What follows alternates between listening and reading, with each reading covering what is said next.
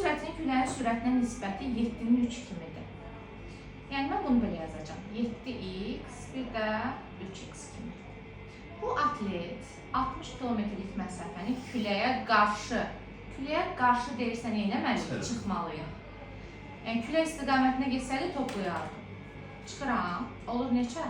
4x. Sürət oldu 4x. Mənə deyir ki, 60 kilometrlik məsafəni. Mən yazıram, b bərabərdir 4x, s bərabərdir 60, t bərabərdir nəyə? 5-ə. Düsturumuz belədir, axı s bərabərdir v vurulsun t. Buradan alıram 60 bərabərdir 5 vurulsun 4x. Buradan da alırıq ki, x bərabərdir nəyə? 60-ı 20-yə bölürəm 3-ə. Məndən nəyə soruşur?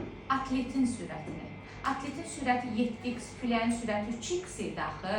Aparıb yerinə qoysam 7 vur 3 olacaq atletin sürəti. Məndən küləyi soruşsaydı 3 vur 3 burada olacaqdı küləyin sürəti. Cavabımız Y variantı.